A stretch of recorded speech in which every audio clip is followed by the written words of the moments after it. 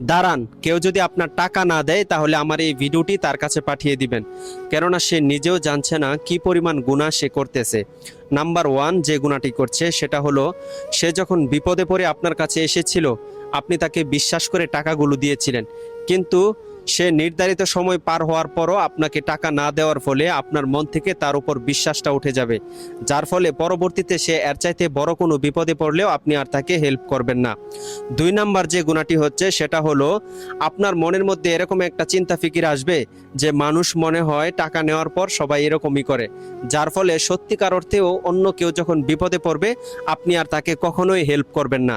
আর এই হেল্প না করার কারণে যে পরিমাণ গুনাহ হবে সবগুলো এই প্রথম ব্যক্তি পাবে যে আপনার কাছ থেকে টাকা ধার নেওয়ার পর সময় মতো ফিরিয়ে দেয়নি। তিন নাম্বার যে গুনাহটি হচ্ছে, দেখেন আমরা এই দুনিয়াতে বেশি দিন বাঁচবো না, কিন্তু যদি কোনো বান্দার হক আমরা না দিয়ে দুনিয়া থেকে চলে যাই তাহলে কাল কিয়ামতের দিন কিন্তু আল্লাহ তাআলার কাছে ধরা খেতে হবে। এমনও হতে পারে আপনার সওয়াবগুলো ওই ব্যক্তিকে দিয়ে তারপর ওই ব্যক্তির কাছ থেকে গুনাহগুলো আমাদেরকে দিয়ে তারপর আল্লাহ তাআলা সঠিক হিসাব করবেন।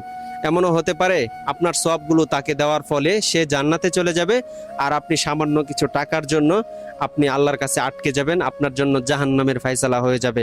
তাই এখন থেকেই যদি আপনার কাছে কেউ টাকা পায় সাথে সাথে তার আমানত ফিরিয়ে দিন, না হলে আপনার জন্য অপেক্ষা করছে আল্লাহর ভয়ঙ্কর শাস্তি। আল্লাহ তাআলা আমাদের সবাইকে বোঝার তৌফিক দান করুক, আমিন।